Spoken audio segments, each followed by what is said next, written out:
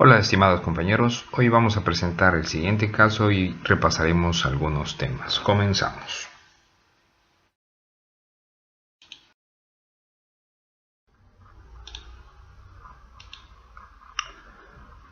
Presentamos a una mujer de 83 años con antecedentes de hipertensión en tratamiento con YECA, diuréticos, además diabética en tratamiento con antidiabéticos orales, dislipidemia o artrosis en tratamiento sintomático con tramadol y AINES.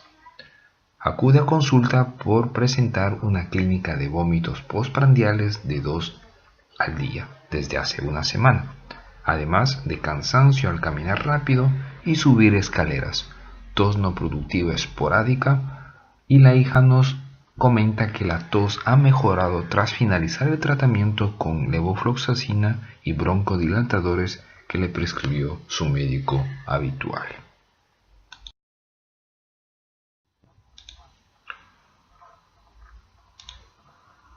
Al examen físico observamos una temperatura de 36,8, una tensión arterial de 15,7, la frecuencia cardíaca en 80 latidos por minuto y la saturación de oxígeno al 24%.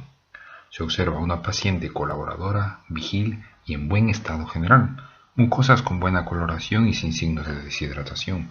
A la auscultación cardiorrespiratoria algún ronco que se moviliza con la tos, no hay signos de esfuerzo respiratorio, euneica, un corazón rítmico sin soplos audibles, al abdomen blando, depresible, no doloroso a la palpación, no náuseas ni visceromegalias. Las extremidades inferiores están simétricas y sin edemas. La exploración neurológica sin hallazgos patológicos.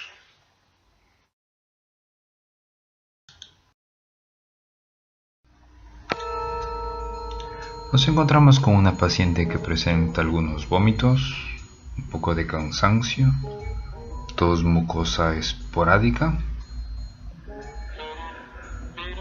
Pues podría tratarse de algunas patologías un poco inespecíficas, cuadros tal vez digestivos, cuadros tal vez cardíacos, cansancio, un poco de cuadros respiratorios. Bueno, nos presentamos con una paciente que, aunque en el examen físico no se observa algún signo de alarma que nos llame la atención, exploraciones física en general normal, con algún ronco que, bueno, se elimina con la tos, y la hija nos manifiesta de que ha mejorado esa tos con el tratamiento que le ha dado su médico habitual. Bueno, para completar un poco y orientar un poco más el cuadro, por antecedentes de comorbilidad diabética, hipertensa, en tratamiento por gonadoartrosis, se amplían estudios. Se realizó un electrocardiograma que se encuentra en ritmo sinusal y sin alteraciones de la repolarización, una radiografía de tórax que no muestran condensaciones ni signos de redistribución vascular. Analíticamente, pequeña leucocitosis con neutrofilia, plaquetas y coagulación normal, pero sobresale una alteración del potasio con valores de 6,7, un deterioro de la función renal con creatinina de 7,2, un filtrado glomerular de 4,84 y una gasometría venosa de 7,31 en su pH. Nos orientamos un poco más. Puede tratarse de una patología de características tal vez metabólicas. Pues bueno, por lo tanto nos encontramos con el deterioro de la función renal, que es lo más llamativo. Esta función renal puede presentarse de manera rápida o de manera progresiva. Su instauración va a determinar esta pérdida de la función que afecte a los glomérulos, sus túbulos y la función endocrina del riñón. Y de acuerdo a las manifestaciones de su presentación, puede manifestarse clínicamente con algunos signos muy evidentes o poco evidentes. La insuficiencia renal. La insuficiencia renal es la reducción del filtrado glomerular con el consiguiente incremento de los productos nitrogenados séricos representados principalmente por la urea.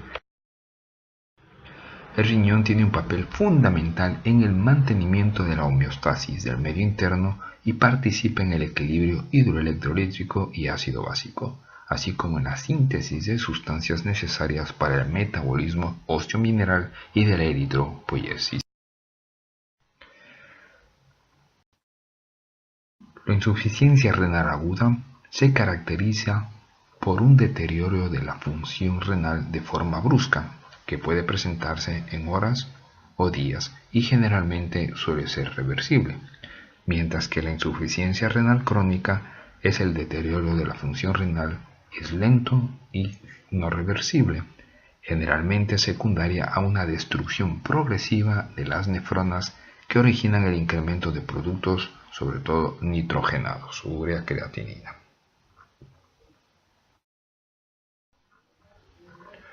Insuficiencia renal aguda. Los tipos de insuficiencia renal aguda los podemos clasificar a características prerrenales, renales o posrenales. Las características prerrenales se deben a un descenso del filtrado glomerular como consecuencia de una disminución de la presión de perfusión renal o de la vasoconstricción intrínseca del riñón, con lo que resulta, sobre todo, una fracción de excreción de sodio de menor del 1% y un sodio urinario menor a 20 milicalentes por litro.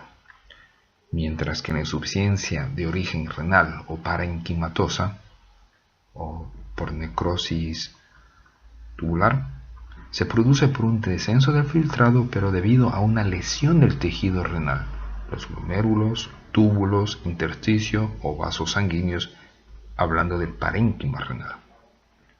Se caracteriza por una fracción de excreción de sodio mayor al 1% y un sodio en la orina más del 20 milicalentes por litro.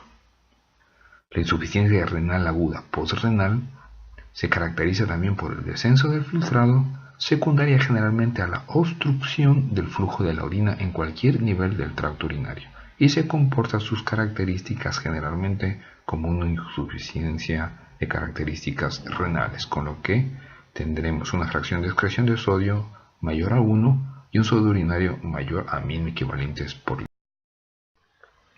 Las causas de insuficiencia renal aguda de manera prerrenal pueden deberse a la disminución de la volemia, hemorragias, diarreas, diuréticos, o una disminución efectiva del volumen, bajo gasto cardíaco, insuficiencia cardíaca, sepsis, el uso de algunos fármacos como los AINES, los diekas en situaciones de hipoperfusión.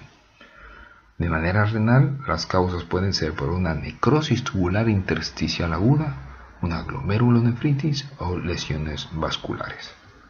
Postrenal debido a la obstrucción ureteral por litiasis, tumores, necrosis o fibrosis papilar, o obstrucción a nivel uretral como en la hipertrofia benigna de próstata, en tumores, etc.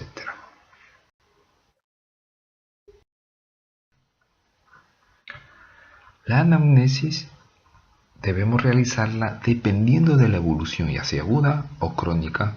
Encontraremos pacientes asintomáticos o con una clínica muy aguda, entre los cuales los síntomas urémicos graves pueden reconocerse la letargia, la astenia, la anorexia, vómitos, una respiración acidótica, convulsiones, etc.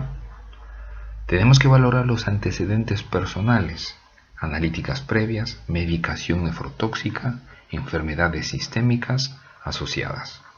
El volumen de orina eliminado en 24 horas no tiene gran valor diagnóstico, ya que puede variar desde una anuria completa o una cantidad de orina normal. A la exploración física podemos concentrarnos en valorar el volumen extracelular, con lo que podemos medir la presión arterial, la frecuencia cardíaca, la turgencia de la piel y mucosas con signos de dematización o deshidratación, y descartar la obstrucción del tracto urinario.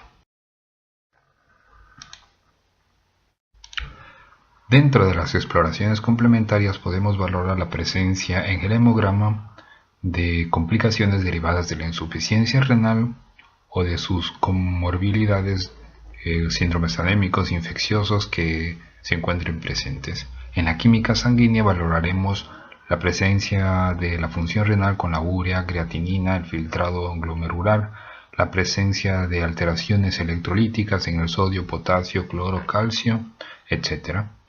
La orina y el sedimento permitirá valorar la carga de iones presentes, la urea, la creatinina, la osmolaridad, la densidad y el sedimento. En la gasometría valoraremos el equilibrio ácido-básico.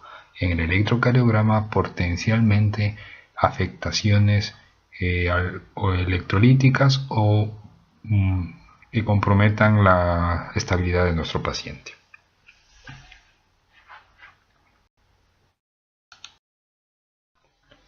En las exploraciones de imágenes básicamente nos permiten en la radiografía de tórax o abdomen valorar signos de sobrecarga como insuficiencia cardíaca o el edema pulmonar. En la radiografía de abdomen signos obstructivos litiásicos, sobre todo una ecografía para valorar el tamaño renal, los dos riñones, la litiasis, o la tomografía que también nos permiten descartar patologías de tipo obstructivo.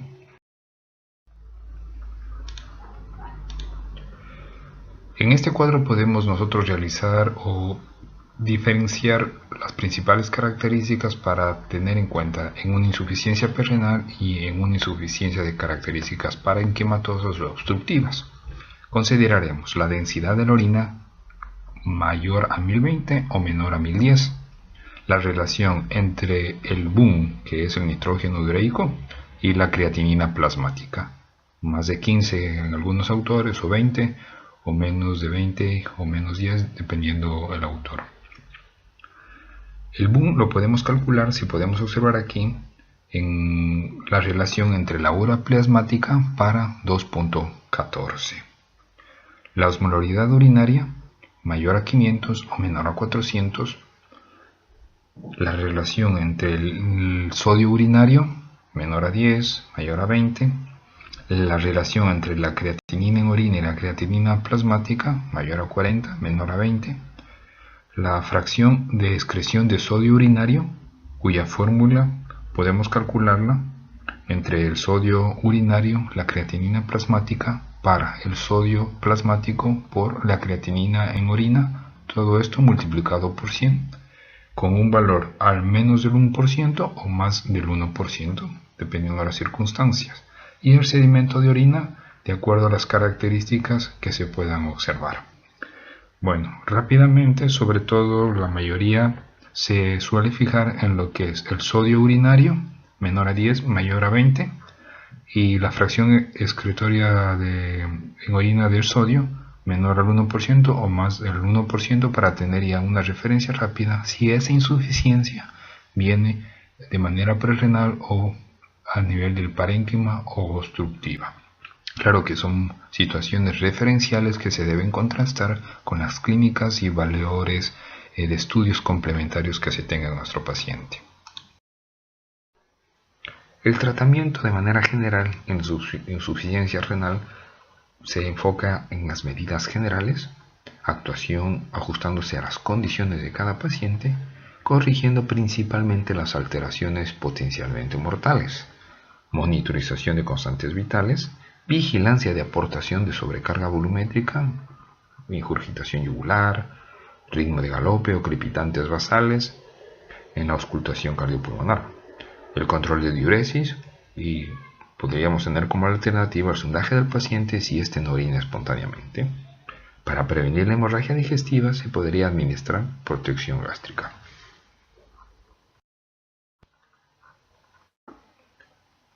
Debemos percatarnos de identificar aquellas urgencias vitales e iniciar su tratamiento, sobre todo corrigiendo algunas alteraciones electrolíticas tanto de sodio, potasio o calcio, la presencia de signos de edema de agudo de pulmón, presencia de una acidosis grave.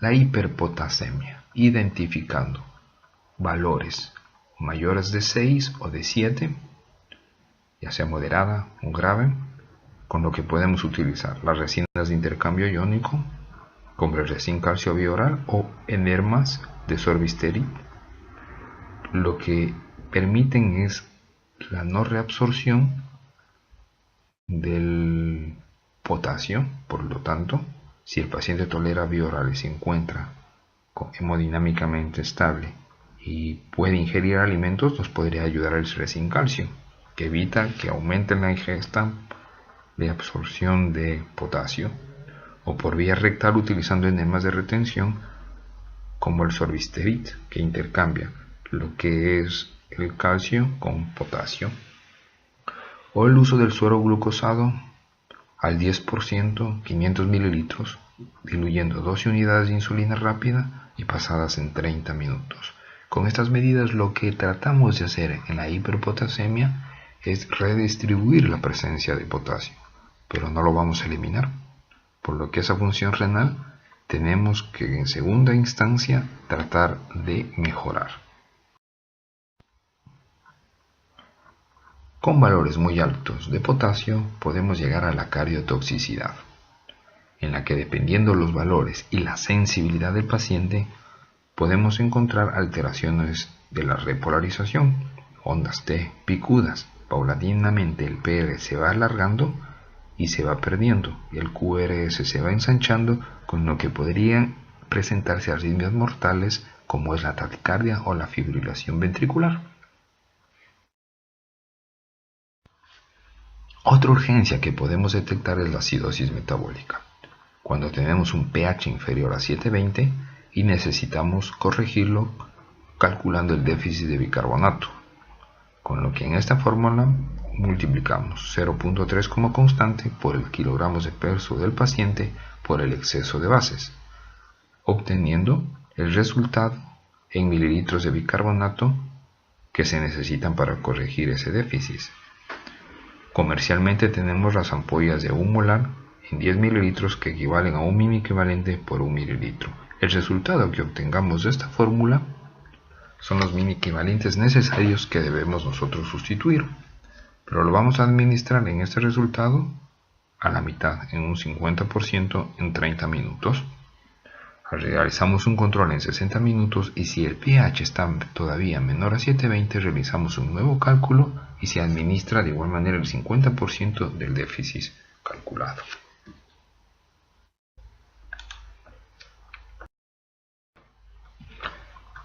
Si necesitamos forzar un poco la diuresis y los valores nos permiten, podemos utilizar dosis de 20 a 40 miligramos cada 6 horas por vía intravenosa según la respuesta obtenida y los valores séricos de la creatinina. Los diuréticos no son tan efectivos en caso de insuficiencia renal de más de 36 horas de evolución, o una diuresis inferior a 200 mililitros en 24 horas, o creatininas plasmáticas superiores a 5 miligramos por decilitro.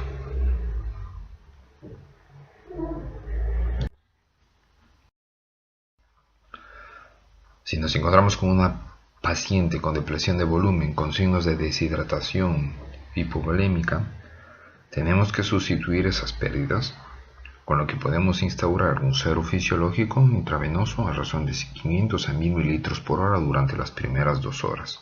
Posteriormente podemos proseguir a 3000 mililitros al día, modificando en función del estado cardiopulmonar previo del paciente y la sobrecarga volumétrica a la que podemos corregir.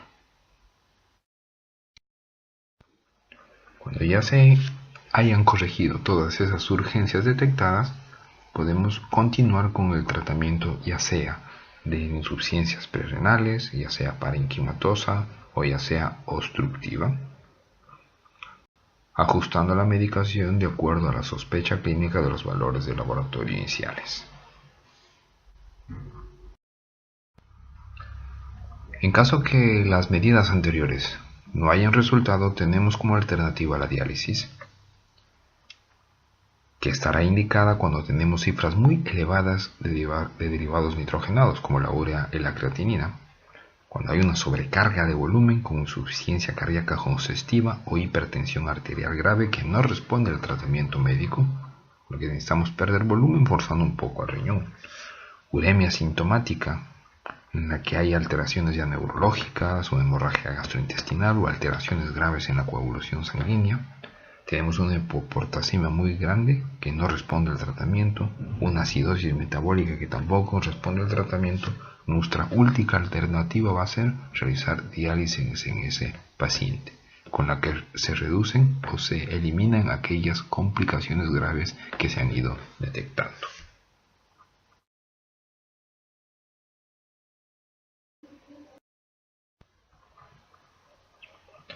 Criterios de ingreso. Todos los pacientes que presentan insuficiencia renal requerirán ingreso hospitalario. Si esta es prerrenal o posrenal, lo podemos observar en urgencias y dependiendo de su evolución y revertir las causas que originaron esa insuficiencia, se podría decidir altarlo al paciente o citarlo en consultas externas o un control posterior. Si la insuficiencia renal es parenquimatosa, generalmente la derivación se la utiliza al servicio de nefrología para profundizar en el estudio de las causas que originaron esta insuficiencia renal. La insuficiencia renal crónica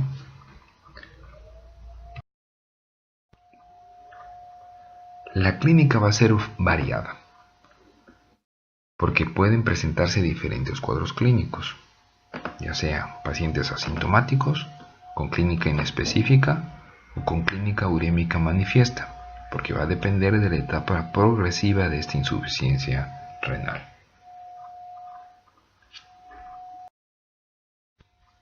El tratamiento de la insuficiencia renal crónica en el servicio de urgencias básicamente se deriva en identificar aquellas causas de actuación urgente, en las que la alteración ponga en peligro la integridad homeostática de la persona.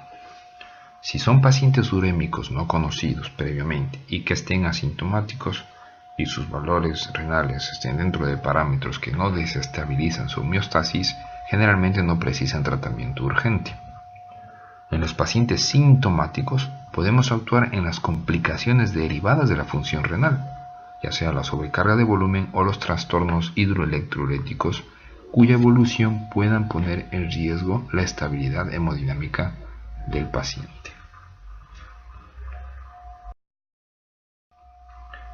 De igual manera, los criterios de ingreso va a depender de la gravedad del cuadro que tenga el paciente. Si es una insuficiencia renal no conocida o está en una fase de descompensación. Si el paciente se encuentra en terapia renal sustitutiva, también detectaremos primero sus complicaciones que después de la diálisis pueden presentarse, arritmias, infecciones, etc. Si el paciente se sometió a algún trasplante renal, analizaremos de igual manera el deterioro de la función renal en comparación con su cifra basal y la presencia de infecciones. Es decir, que el tratamiento de la insuficiencia renal crónica va a depender de las circunstancias con las que el paciente se presente, asintomático o con funciones renales demasiado alteradas, o sintomático y con funciones alteradas que han variado de su situación basal.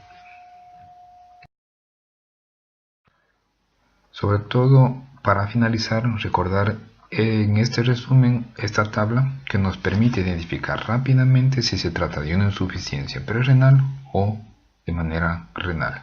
Sobre todo, recordar los valores de sodio en orina menor a 10 o mayor a 20. El cálculo de la fracción de excreción de sodio que se calcula sodio urinario por la creatinina plasmática para sodio plasmático por la creatinina en orina, todo esto multiplicado por 100 con un valor de menos del 1% o más del 1% para tratar de encasillar a nuestra insuficiencia. Además, complementando con algunos datos adicionales y sobre todo con la historia y las precauciones complementarias en un inicio.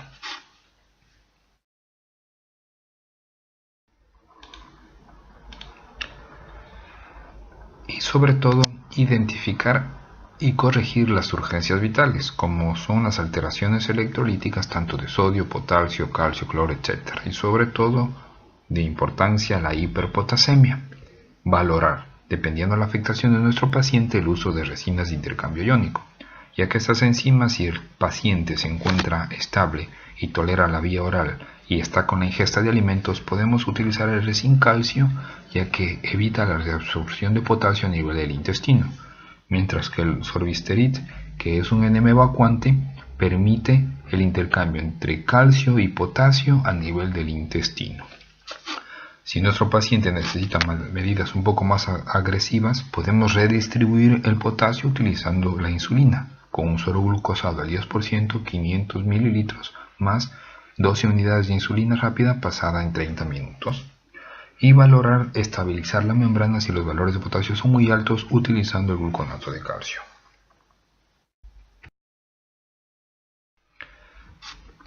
Si identificamos una acidosis entre valores mayores a 6,5 o a 7, podemos utilizar el bicarbonato de sodio, para lo que tenemos que calcular el déficit de bicarbonato utilizando la constante de 0,3 por los kilogramos de peso de nuestro paciente por el exceso de bases.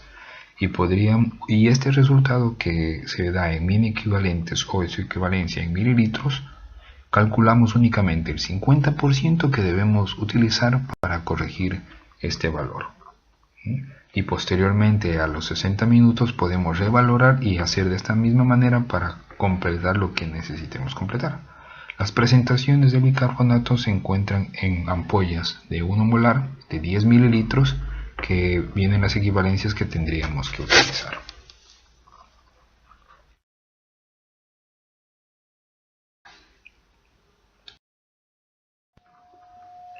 Y para finalizar, les dejamos los links donde se puede profundizar el tema de la insuficiencia renal. Gracias por vuestra atención.